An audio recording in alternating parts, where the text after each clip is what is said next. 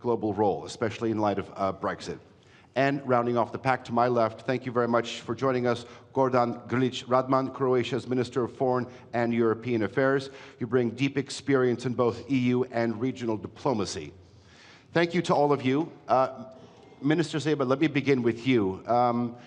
In terms of setting the stage for this argument, if I could ask from you to define the current state of the European security structure and what you believe the pillars and main points should be. Günaydın, everybody. Thanks a lot for having this opportunity to participate in such an important discussions. But let me start with reminding that exactly yesterday was 1 month since Ukraine unconditionally supported full ceasefire. Exactly 1 month.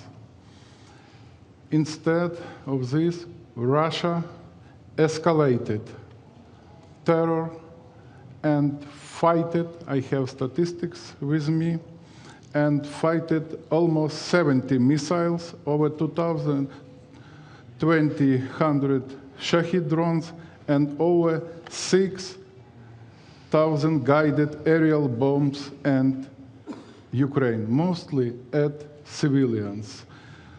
This clearly shows to the world who wants peace and who wants war. Replying to your question, Ukrainian security and European security are indivisible. Indivisible, and today, sorry for my humble opinion, in Ukraine is shaping future of European security, and not only European security, but transatlantic security. And European security matters for Asia, matters for Middle East, matters for Africa. It is directly linked.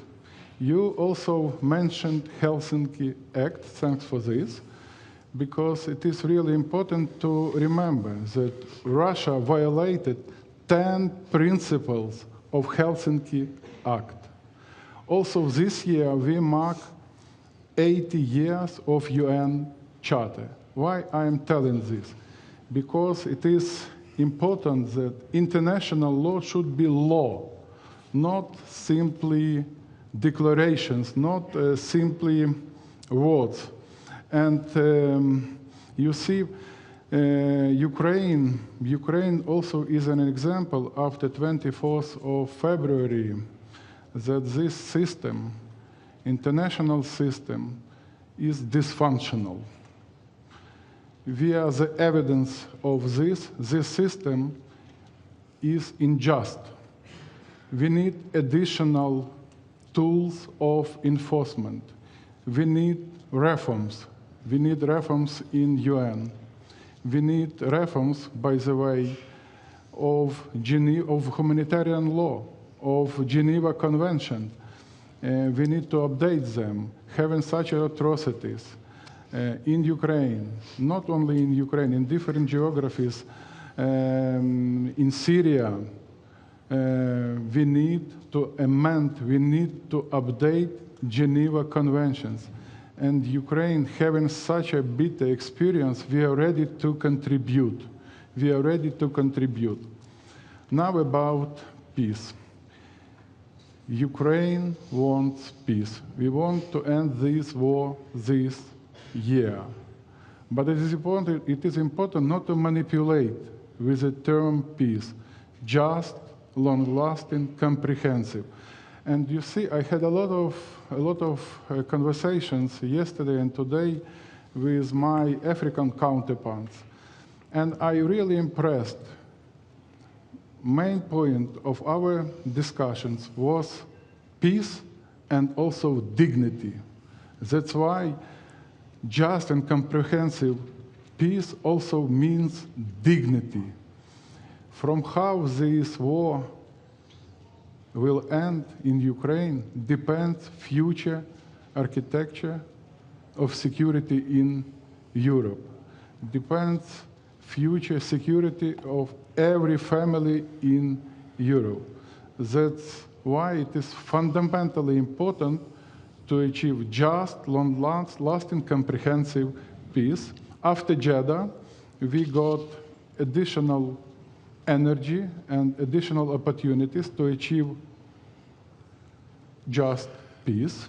Minister, I want to ask you, I understand that you're laying all this out, and that's very fair, I do understand, but given the current climate, how do you achieve that? How do you achieve a political resolution? How do you achieve a ceasefire, given the stance of the opposing side, not only with the Russians, but also with the American administration?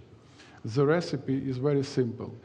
Engagement and leadership of the United States to raise the price of further aggression for Russian side and to strengthen Ukraine. Okay.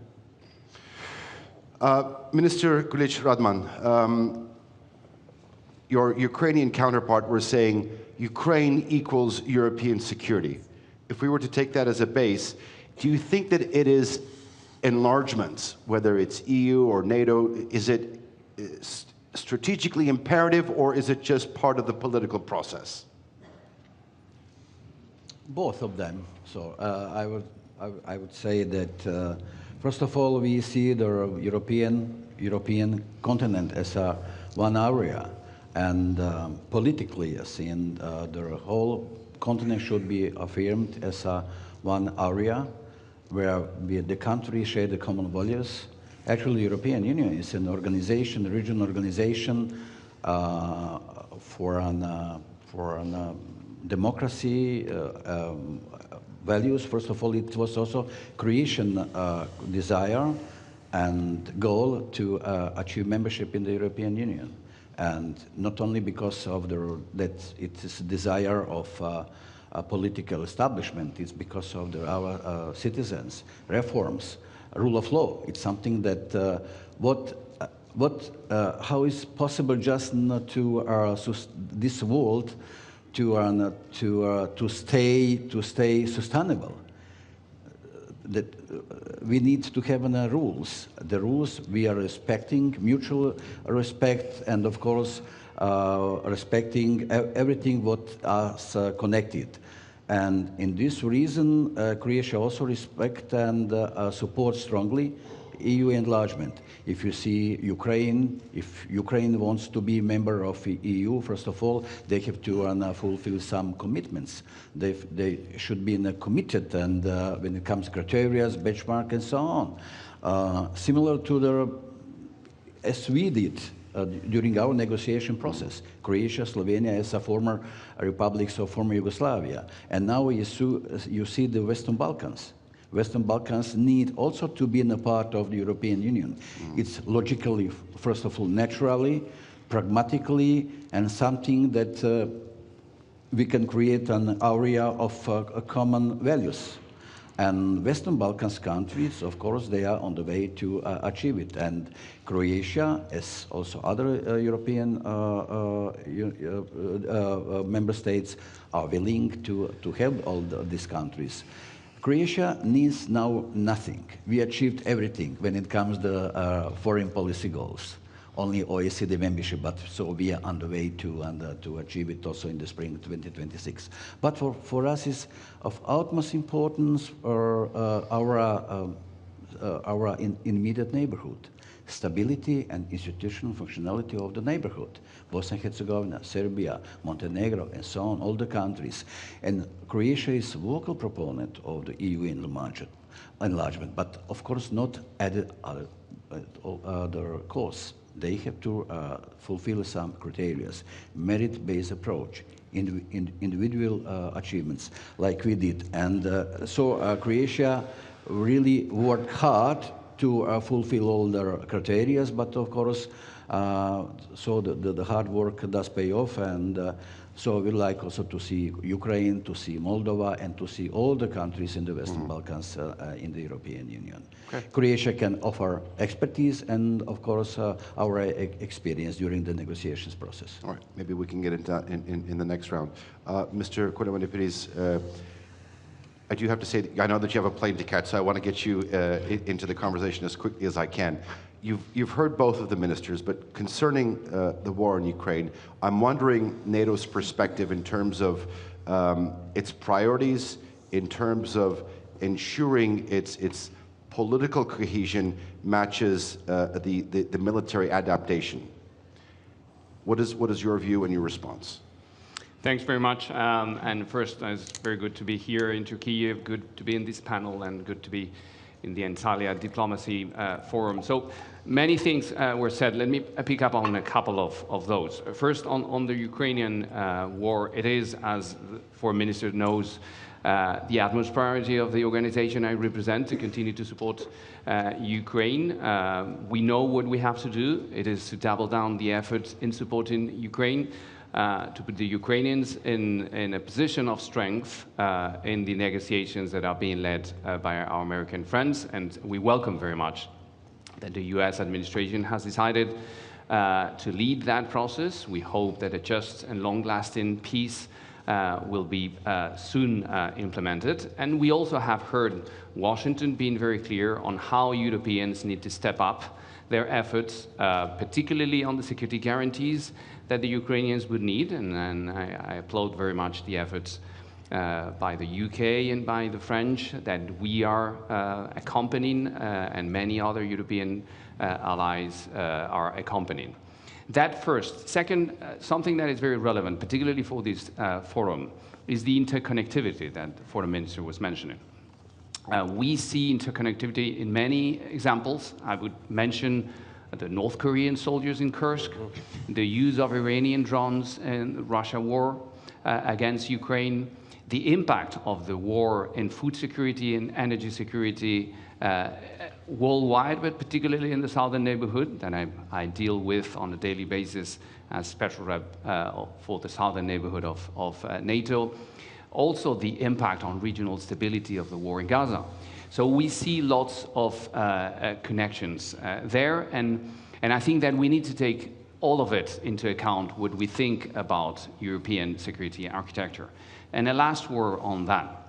I think we are rethinking the factors of the equation of European security architecture, but I don't think we need to change European security architecture.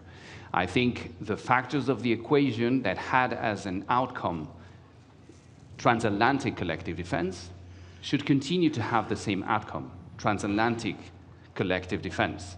But yes, the factor needs to change. We heard very, very clearly the Americans want the Europeans to do more. We've been probably on the best end of the bargain for many decades. The Americans were doing a lot, the Europeans were doing less. Now the Europeans will need to do more, but the Americans will continue to be engaged. We heard that very clearly last week on the Foreign Ministerial, where the Secretary of State, Marco Rubio, said it very clearly. We have an ironclad commitment with Article 5 and with NATO. We just need Europeans to do more. And it's exactly what we are seeing, it's exactly what Secretary General Rutte has been saying in the last months, and I think it's what the summit in The Hague in a couple of months will be about, how we continue to support Ukraine and how we reinforce the transatlantic bond. Thank you. Stephen, maybe you want to sort of jump in this conversation. Javier was saying, all right, don't need to change it. The factors may have changed, but the principles don't need to change.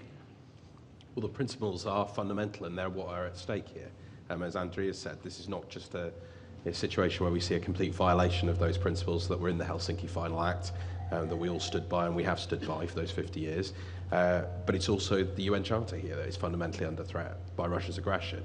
And of course, this isn't just the aggression that we've seen against Ukraine, it's the other hybrid and destabilizing activities that they prosecute across our continent and against our democracies more generally. And whether that's disruptions, attempted disruptions in the Western Balkans or in Moldova or elsewhere, this has consequences for all of us. And this matters for everybody in this room. It matters for everybody in the room if those principles of territorial integrity and sovereignty are not abided by. And it matters deeply for all of our peoples, most importantly for the people of Ukraine at the moment, but for all of us. I was in Kiev just a few weeks ago, and I could hear in the background the alarm going off there of a Ukrainian probably in the room with the air raid alarm on their phone, because Ukraine is seeing that escalation every night. Civilians being attacked and killed. I was in Bucha, which saw some of the worst appalling atrocities that we've seen at the start of this conflict, and seeing those mass graves and others, but also hearing about just that night before how drones had come in, killed civilians, and how children and others have been taken away, and still no idea where those young people and those civilians are. That is a brutal attack on the values that all of us in this room stand for. So I think we must absolutely recognise what's at stake here. That's why we as the UK are 100% ironclad support behind Ukraine, not just for now, but for 100 years into the future. It's why we're working with our NATO partners and allies here, and it is a genuine pleasure to be with friends. It's a genuine pleasure to be here in Antalya and to be hosted by our Turkish allies and friends. And it's why we must double down not only on the support for Ukraine, but also for Euro-Atlantic security more generally. That's what we're doing. That's the leadership the Prime Minister, President Macron and others are showing, working with President Trump on that secure and sustainable peace for Ukraine, which Ukraine again has come forward with, and yet we do not see that same response from Moscow. And President Erdogan very clearly set out yesterday the importance that peace has to be sustainable. And that's going to come through those of us who are willing to get in there, to put boots on the ground, to get the support to ensure that Ukrainian forces are able to defend, deter against future aggression, but also that we as NATO partners are stepping up, particularly European partners here, for our own defence. That's what we're doing with our spending, and that's what we're doing with our commitments. But this matters not just for us, it matters for the globe, it matters for all of us in this room, because these are fundamental principles that have been attacked here by Moscow. Thank you, Stephen. Madam Secretary, it matters for everybody in the room. That's what Stephen said. Your country has gone through quite a significant strategic shift recently. Talk to me about that shift from neutrality to membership and how it fits into your vision of European security and the structure. Thank you for this opportunity. And first of all, it is very easy to agree on what has been already said here before. And Mr. Moderator, thank you for drawing attention already at the outset to the Helsinki Principles and to the then CSCE Helsinki in '75 and the fundamental principles that were agreed at that time. And of course, we have UN Charter has been mentioned several times. So of course, that is the foundation for European security. And what is written in the so-called Helsinki Decalogue, the 10 fundamental principles of Helsinki 75, one of them is, of course, the sovereignty of states. And that includes the right of the states to choose their own security arrangements, their own security dimension and direction. So this has been fundamental for Finland during the past years. And as you referred to our rather fresh NATO membership, so this is an illustration of that. So it was very important for us in that very dramatic shift when Russia started its full-scale aggression against Ukraine to try to maximize our own security, so to build up Finland's security. It was not the idea to threaten anybody, not the idea to increase tension, not the idea to somehow make things worse, but as a sovereign state, we thought that it is time for us also to make new decisions. It has been, of course, a long way. Finland was for a long time known as a neutral country, and that was for us a way to balance in a very difficult geopolitical setting during the Cold War. We wouldn't recommend that right away to Ukraine. So that was our model to survive, but I think Ukraine needs to choose its own path and see how it copes in the best possible way in the current circumstances. Actually, Finland already gave up its so-called neutrality reality when we joined European Union. So we didn't, after that, we didn't refer to ourselves anymore as a neutral state. We referred to ourselves as a militarily non-aligned state. So we thought that we already chose our side. So we were part of Europe, we were part of European Union, and that was such a strong political alignment that we wouldn't call ourselves neutral anymore. But then, of course, it was a huge step still to enter a military alliance. It's a very strong commitment from all of us who are part of the alliance. A lot of trust is required, very deep cooperation is required, but of course at this moment of time we really think that this is the place for us to be. Okay. Thank you, Madam Minister. Deputy Minister Bozay, thank you for your patience representing the host country. Turkey has a unique geographic position. Talk to me about the resilience it can play, but also what European security means for the country. Thank you very much. First of all, it's good to be the last because you can have inspiration from all the very valuable talks. And I'm not so much used to this earphone. What I feel that we are in a space shuttle and we are having a European mission and we'll go to up there and as a European mission. But this is the time to do so because we are in the three dimensions. We should look at from the fourth dimension. In this panicking, chaotic situation, we should all take ourselves out of this situation and look from a different angle. And when I look from the different angle, I totally agree what distinguished minister mentioned. What we will see if we go up there, we will see that Pandora didn't leave one box in the world. Pandora left several boxes in different places, in Africa, as you mentioned, also in the Middle East, in Caucasia, in the Balkans, and in Ukraine. And when we see these boxes, we should ask the question, we talk about United Nations. United Nations Charter starts with the preamble saying that we, the peoples of the United Nations, determined to save succeeding generations from the scourge of war. So we are not successful. So we should check what went wrong, and the wrong thing is we need to have a holistic approach, and we should have an indivisible security picture. When I look from Turkey's perspective, this is why we would like to have these all arrangements, and we would like to be in all of them. Throughout history, we were there. When we became the member of the NATO, we were in the NATO missions. When during the post-Cold period, we were in the missions in the Balkans, in Caucasia, in the Middle East. So this indivisibility also shows that Brussels needs Ankara, Ankara needs London, London needs Oslo, Oslo needs Brussels. We can see this picture when we go up. When we say the indivisibility, what is the main dynamics? What are the main dynamics of this? There are two golden principles, actually, that we are concentrated on: non-duplication and non-discrimination.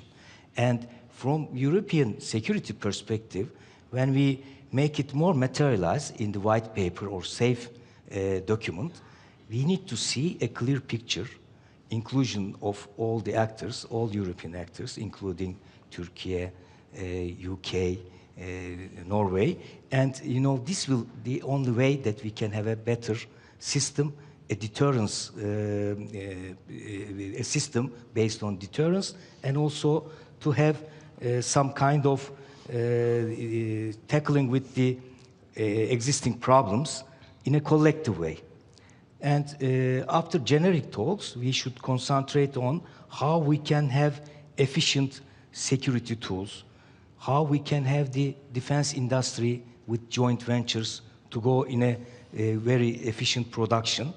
And these can be only done with collective work. And we need to use the European pillar of, in the NATO without weakening NATO. This is the Turkish understanding from the collective security, and this is our view as a NATO member. And while we are doing so, we would like to have consultations, we would like to have talks, and we were the ones who warned in 2014 that there would be a danger against Ukrainian territorial integrity and sovereignty. It was an early warning from Turkey. but it didn't panic the others. And then we realized we shouldn't make the same mistake. And while we are working on European security altogether, we should have a system. You mentioned about southern flank, because we are on the southern part of that. But this is the security is a collective one, and also anything to be prepared for this collective, all-inclusive approach. This is our tendency, our approach. And when we are having these things, OSCE is an important organization which brings all of us together. And also when we are having permanent structured cooperation like PESCO, this should be also inclusive, because we are talking about mobility, we are talking about combining our capacities, and this should be also realized in real terms, not on the paper, not on just wishful thinking, but we need to see some outcome out of these serious threats. Okay. I want to, Stephen, you want to reply really quickly? Yeah, I would just agree with a lot of what Mehmet's just said.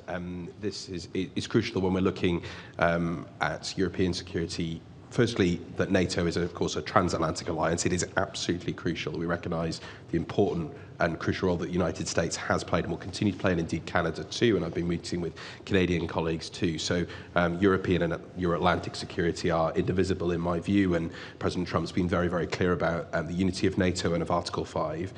Secondly, I would agree with what's been said about the importance of the cooperation with the EU. I think, in practice, of course, UK and Turkey are working together in KFOR in the Western Balkans. Of course, we have many capabilities which we can use together. We have expertise. We know ourselves and our Ukrainian friends, our expertise in drone technologies and anti-drone technologies, and the very real lived experience that Ukraine is having right now. That is going to be crucial to European security and defence for the future, and also not even just in the defence space, but actually in terms of the civilian applications too, and the benefits for our economies. So it is crucial that when we're thinking about this and we're thinking about the structures that we have, the involvement of others is part of that. We're already doing a lot of that in practice, but it needs to be part going forward. So I would very much second what Mehmet said. Okay. Mr. Kolemani, please. The Deputy Minister was saying that security needs to be collective and it needs to be all-inclusive. Given the fact that you're concentrating on the eastern flank, I'm wondering if you could talk about some of how you're recalibrating NATO's strategy when it comes to addressing emerging threats in other parts of the world, North Africa, Middle East. Yeah, I absolutely agree on a couple of things that the Deputy Minister said and that the British Minister emphasized. First, we need to be as inclusive as possible. We've been saying that all along. I think one major topic for NATO lately has been also defense industry. I think we have to be as inclusive as possible. I don't think we can afford, with the level of challenges and threats that we have to confront, that we don't take seriously security and security actors. That means that security actors that are relevant for us, and many of them are sitting in this panel, should be part of the work we do altogether. I think it's important that the European Union also understands that, and we are trying to work, and we're working very well with the European Union, NATO, and EU is a big strand of work. On the second topic, in Washington last summit, our heads of state decided to approve an action plan for the southern neighborhood. Only a week after that, I was appointed as the first ever special representative for the southern neighborhood of NATO. And that comes from the conviction that NATO needed to engage more, better, in a deeper way with our southern neighborhood. We have 11 partners in the south, but also many other countries that we talk with. And that's why I think that a fora like this one have particular value. It connects very well with the work we do and the work we need to do to be able to speak with foreign ministers from Africa, from the Gulf, from the Middle East. We have lots of things to share. Many of the challenges and threats that we see are the same. We have geostrategic competition coming from the south, very clearly present in the south. Of course, the most immediate threat that we see from NATO is Russia. We've been very clear about it.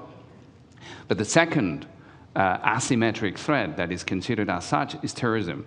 And that is basically placed in the south. And we also see, as I said before, geostrategic competition in the south. We see Russia in the south, somehow in a different way. China is also in the south. We see the behavior that is creating instability from Iran. So we have lots of things that we need to work with our friends in the southern neighborhood. And that was the conviction that the heads of state had when they approved this action plan. And that is the new approach that NATO will have with regard to the South and the global South in general. Okay. I know that you're pressed for time. You have 4 minutes to go. You can leave whenever you want, but I'd like to turn to our Ukrainian minister as well. When you look at sort of the West's military assistance strategy, do you feel that it's deterrence? Do you think it's victory? What should it be, is what I'm essentially trying to ask. First of all, to strengthen our position, to strengthen our future negotiation position, to increase our self-sufficiency. You see, after 24th of February, lesson learned, and we understood that we should not depend on the supply of critical weaponries from our partners. So after the beginning of this Russian brutal aggression, we scaled up our defense industry productions more than 6 times.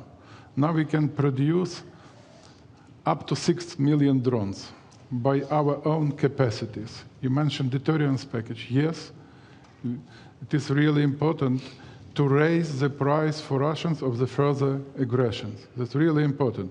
And also I would like to add one very important remark with regard of our Euro-Atlantic aspirations. Ukrainian membership in NATO should not be off the agenda. That's about transatlantic security. That's about our contribution. Ukraine now has 110 brigades with daily combat experience. And of course, it will be a realistic, true contribution in a future transatlantic security. And by the way, the most cheapest one. Maybe one last question to you. Ukraine should not be off the table in terms of membership. In terms of NATO's strategic vision, how do you balance expansion and the current situation, the realities of the current situation? Well, first, we don't like very much expansion as a word. We don't chase anyone, as the Ukrainian friends know. Is actually hard to get into NATO. Is a process that is driven by our partners. And we, of course, do as much as we can, but we need to get to standards. The concept of expansion is not really the right one. It's just an enlargement that has been done for many years, basically based on the desires of our partners, which is the case of the Ukrainians. Our strategic, the vision is exactly the same as the foreign minister said, is not at all off the table. Then there is a negotiations track, that's a different thing. But in our vision as how NATO could enlarge, of course, we said it very clearly in Washington, and we stand by what we said in Washington. It is an irreversible path, and we will continue to work with our Ukrainian friends toward their Euro-Atlantic aspirations and integration. Okay. One more remark. Yes, we could not have consensus now among us, among allies, but no third country has a right of veto. Exactly. No third country could block our aspirations to become a member of any union or of any allies. Okay. That's important. Again, another fundamental point that goes back to the Helsinki Final Act, right? It's about our own choices, own destinies, and completely concur with what our colleagues have said. Okay, Minister, you want to chime in? Yes, and of course, and having in mind that Croatia had the same situation like Ukraine has right now, So we were also a victim of aggression. And Croatia was among the first country to assist, to help, we understood from the very beginning. We were so many times in Kiev, in Bucha, and we know that there is graves, massive graves, and killings of the people, and civilians and so on. And of course, what we wanted we also want Ukraine, peace and stability.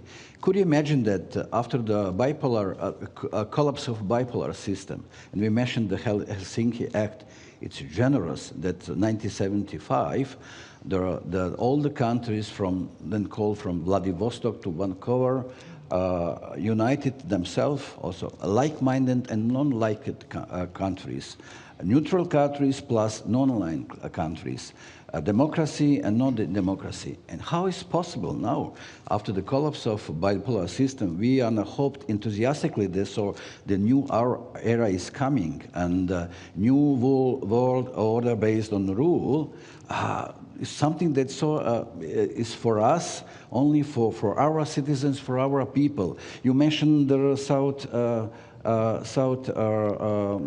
neighborhood.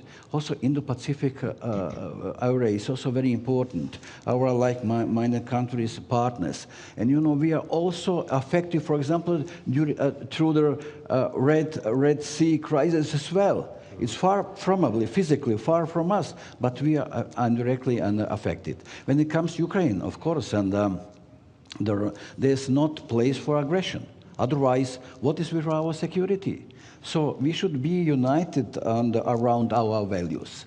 Only our values is a guarantee for peace and stability. And that is something that we have to be on the same right page of the history. It's on our Ukraine friends. Ukraine defends not only their territorial integrity, their sovereignty, their independence, also they are defending our European security. Okay. Maybe I think it's time to, I was going to come to you, but maybe you want to, please. Yeah, I just wanted to comment two of the recent interventions. So first of all, of course, it is clear that we support Ukraine. It is a victim of a brutal aggression, and we want to, of course, stand by you and stand on the right side of history and on the right side of UN Charter, of course. But also, you mentioned the southern neighborhood, and it is clear that in NATO we are committed to a 360 degrees approach, and unfortunately, the fact that Russia invaded Ukraine didn't make the other concerns and threats vanish away. So we are still around, we still have many other conflicts and tensions and threats to address. But of course, this is not only about military capabilities, and as Foreign Minister mentioned, so there are many other things as well. And I think that OSCE, among others, is one platform where we can have this more comprehensive approach to security, also in terms of enhancing democracy, fundamental values, the respect for human rights. And we also, these days, we really need to pay attention to the link of economy, technology and security, and how they are intertwined, and this kind of makes us also globally very interconnected to other, let's say, threat theaters. Since you mentioned the OSCE, I'm wondering if you can sort of talk to me outside of the NATO-EU nexus in terms of sort of Finland supporting initiatives that would sort of increase European security in terms of what the OSCE can do. Thank you very much. Thank you. Thank you. Sorry. Please join me in actually thanking Mr. Javier Codamina Perez. He has a plane to catch. Thank you for your participation. Yeah. First of all, the starting point, as Foreign Minister mentioned, so the then CSCE was not created among like-minded countries. It was created between two blocs that were very much, there was a lot of tension between these blocs, and still we were able to find an agreement on the Helsinki Final Act, and then later on we created quite a comprehensive set of confidence-building measures, different mechanisms for a safer, a more stable, more prosperous Europe. And I think we should really explore to the fullest also these other possibilities. And during our presidency or chairmanship now in the OSCE this year, so we are paying a lot of attention to resilience of the societies. This also means the capabilities to address different hybrid threats, to build societies that can that build on their strengths, where the civil society is strong, where the democratic rules are respected, and so on. And I think this is like a joint endeavor for the whole OSCE area. Mm-hmm. Stephen? I mean, I concur with the points about the OSCE and the importance of their work going forward. And of course, they do crucially important work on media freedoms, on election monitoring, on national minorities, and other important work too. And I think that's really important that we remember that. And it was a pleasure to meet with the new Secretary General yesterday. Of course, is a well-known figure in these parts. But I think it's worth broadening out to also some other topics. I think it's important understanding some of the other threats to security that we see, where there are interlinkages to what is happening. So particularly, I do a lot of work with our Foreign Secretary on sanctions, and we've seen huge attempts to circumvent those. The Russian shadow fleet that we've taken significant action on with partners. But of course, that shadow fleet not only is helping fuel the aggression against Ukraine, it's also presenting an environmental threat around the world. The illicit financiers who are also financing Russia's aggression against Ukraine are also involved in organised crime and activities around the world. And that's why our Foreign Secretary and myself and others have really tried to drive forward on tackling illicit finance and kleptocrats and those who seek to undermine all of our societies, because of course they're the ones who are also taking wealth out of countries in Africa, in Asia, and fueling aggression, fueling criminality, fueling people trafficking, irregular migration, which of course is a huge challenge that we're all engaged in. So I think it's worth understanding the security threats that we face in a much broader sense. And again, that this is not just about European security, transatlantic security, this is about global security. And it's very important that we expose those linkages and that we work on them together. Mr. Minister, since we're sort of maybe shifting gears and maybe moving away from sort of traditional military deterrence, this topic of hybrid threats, cybersecurity has come up. Mr. Dowdy was mentioning that. Talk to me what you'd like to see in terms of how it's placed in the European security apparatus. Yes, and first of all, not only, but malign influence from certain countries as well. It's also a threat. And we would not, there are the classic position that we didn't expect it and in 21st century, but so hybrid the threat and climate changes as well. Actually, and also the came by human beings and some politics and so on. Umbrella.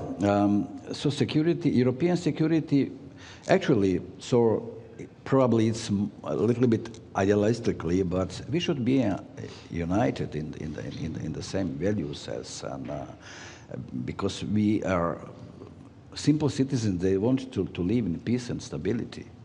Only what they want is that. What is my salary, and do you have some, I'm safe or I'm not safe, and we have to follow actually the just desire coming from nature of every human beings. And there is a responsibility of the politicians and in the 21st century just to answer them.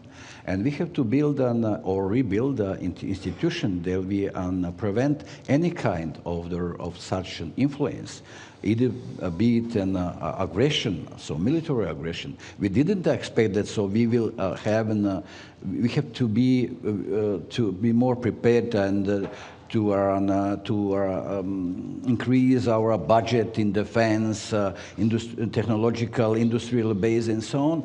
It was not visible and not predictable that we meant that, so we created idealistically in the European Union or even the world based on the international law.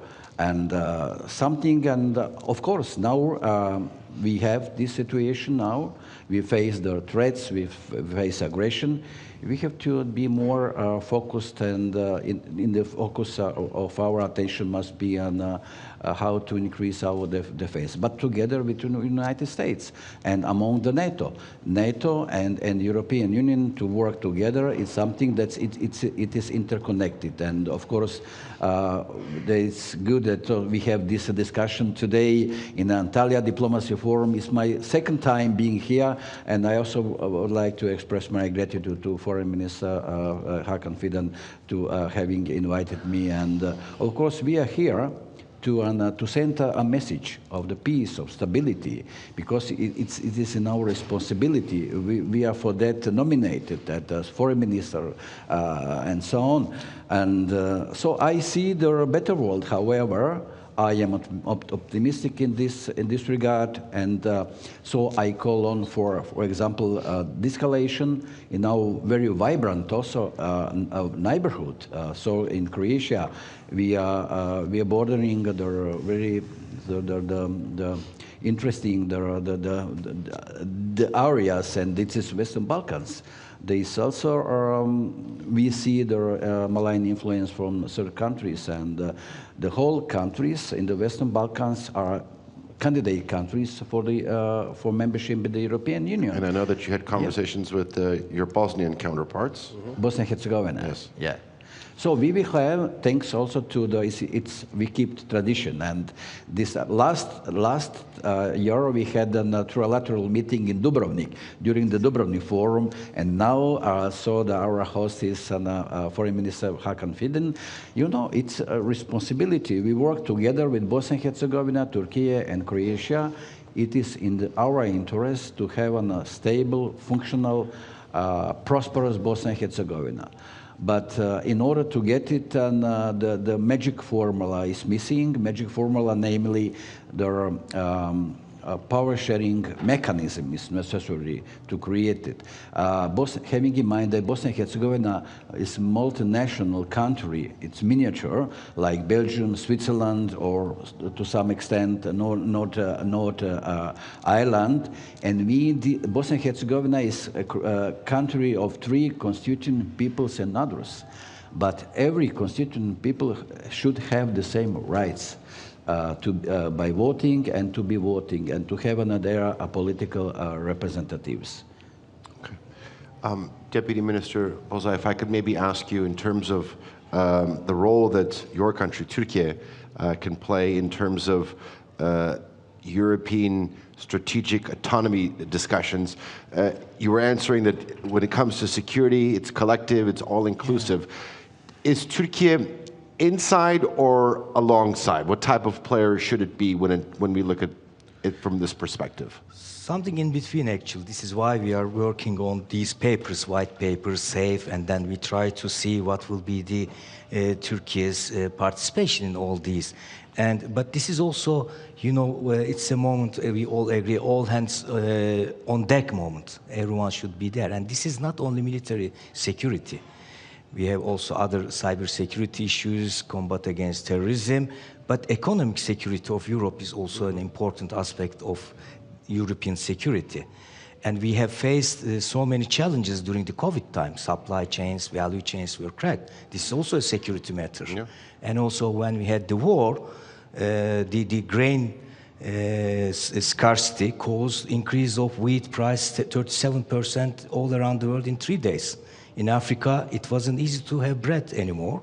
And then this grain deal of Turkey was also an addition. It means that, as Javier mentioned, food security is important. And this is why when we say there is this holistic or indivisible security, it has two dimensions. One is to include all the actors, and also not to make any actor like just a gatekeeper for defense or military. it should be included, and every actor should be included in the economic security, in the ecosystem of the welfare of and stability of Europe as a continent. And here, Turkey is ready to play and willing to play any role, because we are open to it. We are also trusting our competitiveness in all sectors. This is why we are having joint ventures. And the contribution of Turkey should not be restricted to just to its military capacity. We are the second biggest army of NATO. We have a highest capacity, but we are also a big nation with 85 million market and also having some competitive production. And we are ready to participate, and we would like to have cooperation in Europe with the EU, with the Southeastern European countries, Balkans, to go to the wider region. We have 44 embassies in Africa, and we would like to go together with UK, with Norway, with EU to Africa to do business there. Because if you don't have the R&D and innovation know-how in that continent, there will be illegal migration due to the, as distinguished minister mentioned, because of the climate change, because of the disadvantage of those regions. We should have a balance, and Turkey is one of the best interlocutors to do that for the security of Europe. Okay. Deputy Minister, thank you very much. Mr. Sibíga, I want to give you the last word. We started off with the war in your country. If you could maybe give one final message, but also maybe dabble outside just military capabilities as well, the role that you want to see your country play post-2025 in terms of European security. Price of the war. If we don't end this war in fair manner, if we don't achieve just and comprehensive peace, the price for everybody will be much more higher. Now Ukrainian people are paying the highest price because of Russian aggression. Their lives, one day of the war, of the defense, costs for Ukraine $220 million. For Russia, for example, approximately $1 billion. Of course, Ukraine wants to redirect this money to develop culture, to develop our economy, to build bridges, schools, hospitals. And what is important to remember, Ukraine will never accept any initiative, any formula at the cost of our territorial integrity and sovereignty and security. And here with us, Mustafa Aga. I would like to applaud. He is a true symbol of resilience and resistance. Crimea is Ukraine, and that is important to emphasize here today. Okay. Ladies and gentlemen, please join me in actually thanking our distinguished guests, ministers, deputy ministers. Ladies and gentlemen, thank you very much for this engaging conversation. We hope you enjoy the rest of your time here at the Анталії Diplomacy Forum. Thank you.